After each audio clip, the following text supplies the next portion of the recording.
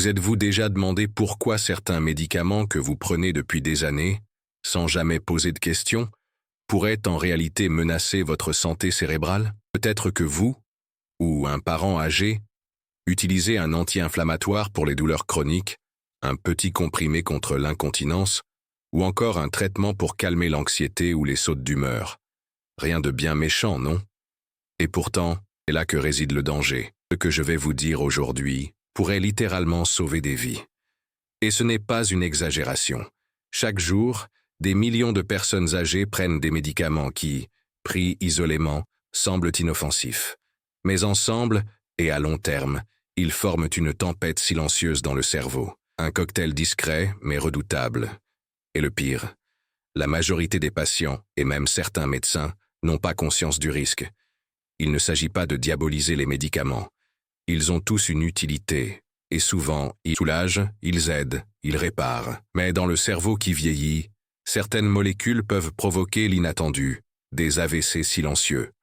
Vous savez, ces petits accidents vasculaires cérébraux dont on ne se rend compte que trop tard, quand la mémoire flanche, quand l'équilibre devient incertain ou quand la parole se trouble légèrement, puis tout revient à la normale, jusqu'au jour où ce n'est plus réversible. On parle ici de 4 classes de médicaments courants.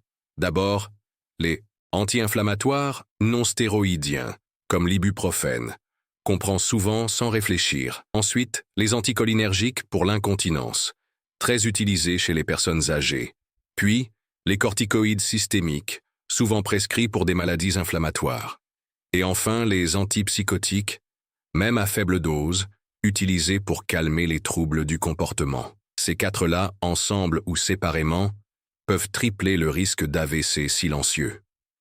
Oui, tripler, c'est énorme, et pourtant, il n'existe pas aujourd'hui de mise en garde systématique à ce sujet. Beaucoup de patients continuent à les prendre quotidiennement, pensant faire le bon choix.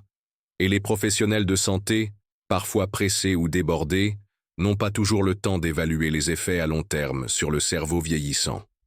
Le résultat, une génération entière en danger, sans le savoir. Je vous pose une question sincère.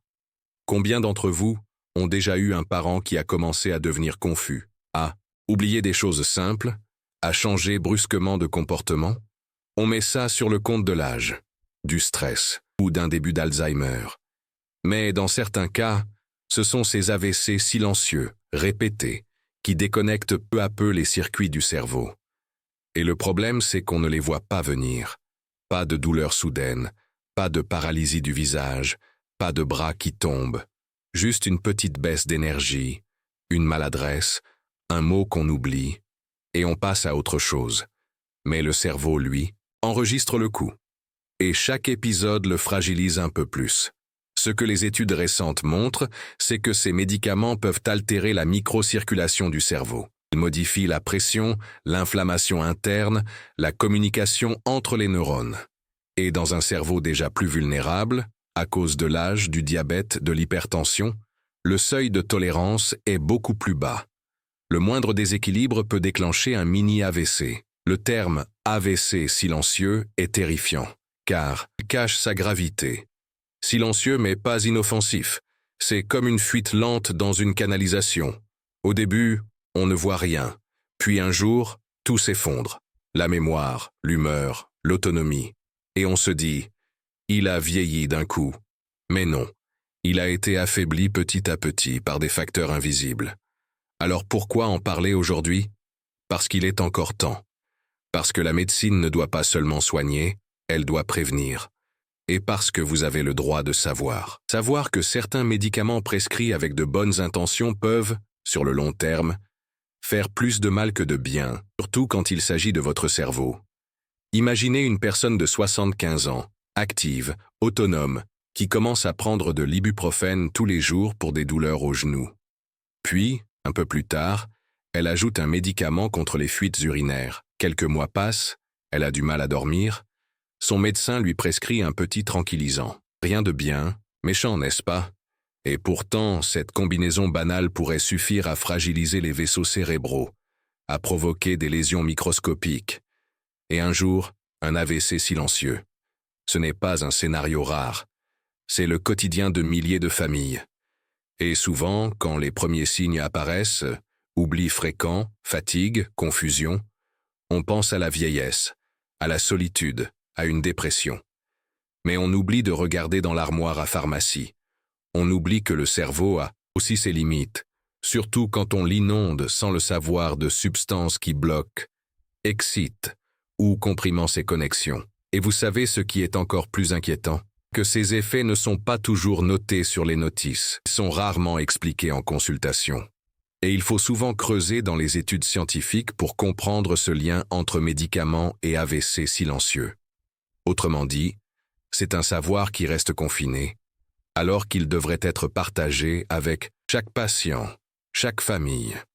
Les chiffres parlent d'eux-mêmes.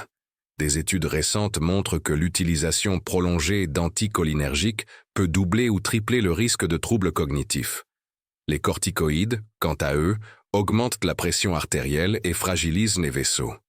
Et les antipsychotiques, même à faible dose, réduisent la plasticité cérébrale. Mis ensemble, c'est un cocktail qui peut discrètement saboter l'équilibre cérébral. Il ne s'agit pas de créer la panique, mais de provoquer une prise de conscience. Car la bonne nouvelle, c'est qu'il existe souvent des alternatives, d'autres médicaments, d'autres approches, parfois non médicamenteuses, qui peuvent soulager sans abîmer.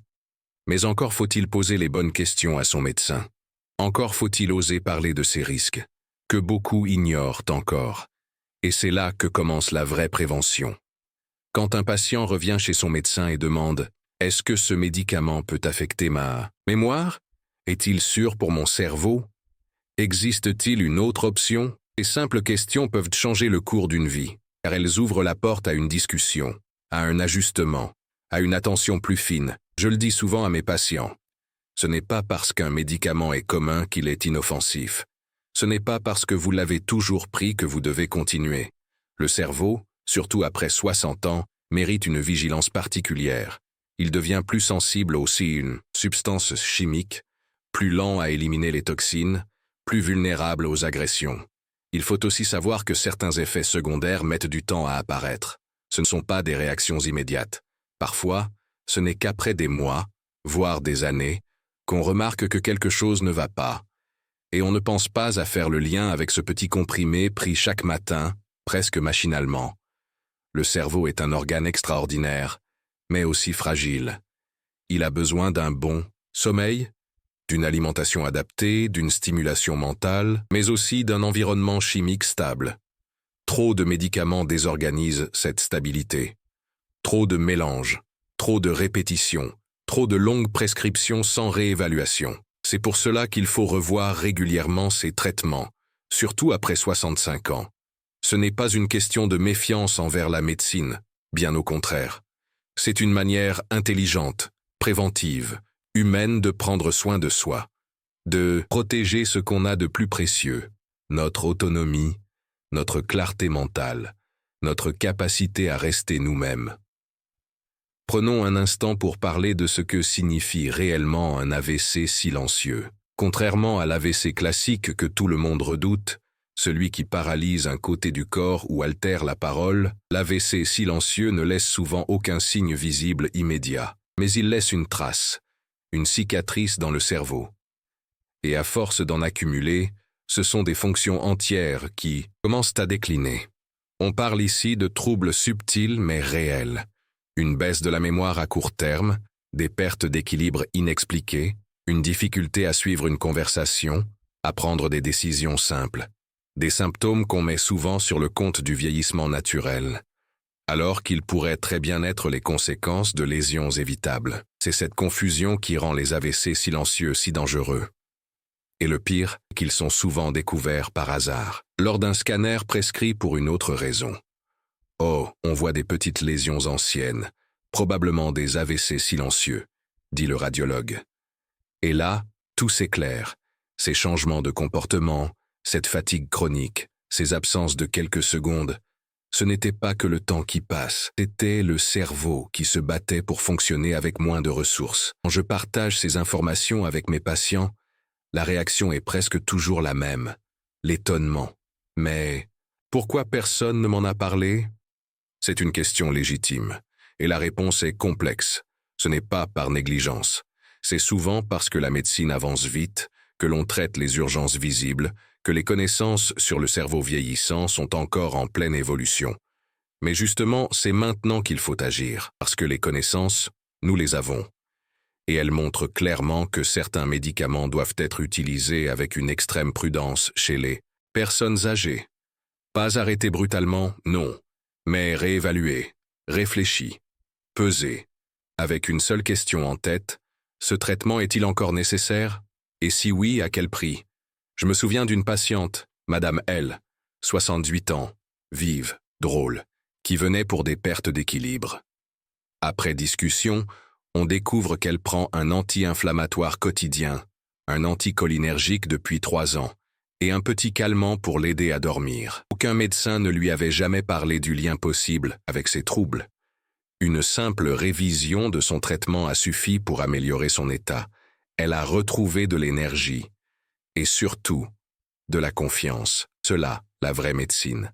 Celle qui écoute, qui questionne, qui ajuste. Pas celle qui empile des prescriptions sans fin. On doit oser regarder l'ordonnance en face et se demander « Est-ce que chaque médicament est encore adapté à mon âge, à ma condition, à mon cerveau ?» C'est une démarche de lucidité, pas de peur. C'est un acte de soin. Je ne dis pas qu'il faut tout arrêter. Je dis qu'il faut comprendre. Cette compréhension, elle commence par des conversations. Avec son médecin traitant, avec son pharmacien, avec sa famille. Est-ce qu'il y a une alternative plus douce? Une posologie réduite? Un traitement à court terme au lieu de long terme? Ces questions, elles ne sont pas un manque de confiance. Elles sont un signe de responsabilité. Les professionnels de santé ne sont pas vos ennemis, mais ils ne peuvent pas tout deviner. Ils ont besoin que vous leur donniez les bons signaux. Et parfois, ce signal, c'est juste une question. Est-ce que ce traitement est adapté à mon âge? Ça paraît simple, mais ça change tout, car cela ouvre une porte, celle du dialogue, de la prévention, de la médecine humaine. Cette porte, il faut l'ouvrir maintenant, parce que le cerveau, lui, n'attend pas. Chaque jour où on continue un traitement potentiellement toxique pour lui, c'est un jour où l'on prend un risque inutile. Et plus les conséquences deviennent difficiles à rattraper. Il ne s'agit pas de regretter le passé, mais d'agir pour l'avenir. Il faut aussi parler d'un autre aspect crucial, la polypharmacie. Ce mot un peu complexe désigne une réalité très fréquente chez les personnes âgées, la prise simultanée de plusieurs médicaments, souvent 5, 10, parfois plus. Chacun pour une bonne raison. Chacun prescrit par un spécialiste différent. Mais au final, c'est le cerveau qui doit gérer ce mélange. Et le cerveau n'est pas un simple récepteur passif. Il filtre, il s'adapte, mais il fatigue aussi. Plus on lui impose de molécules différentes, plus il doit compenser.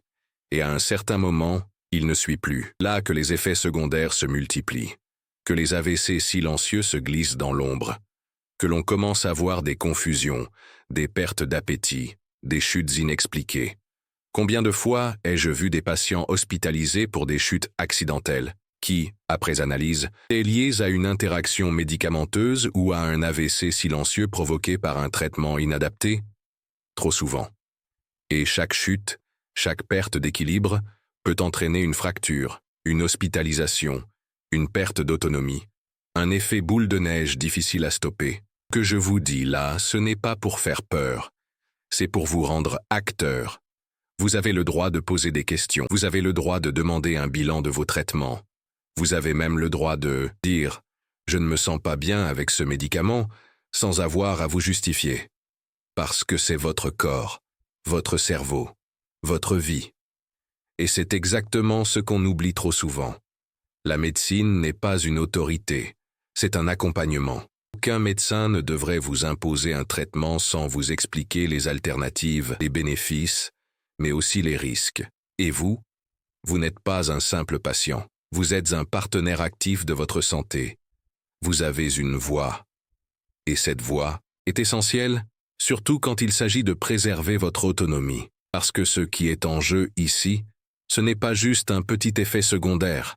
C'est votre capacité à rester indépendant, à vivre chez vous, à continuer à lire, à cuisiner, à discuter avec vos proches, à rester vous-même. C'est pourquoi dans chaque consultation, surtout après 65 ans, Il devrait y avoir un moment pour revoir les traitements.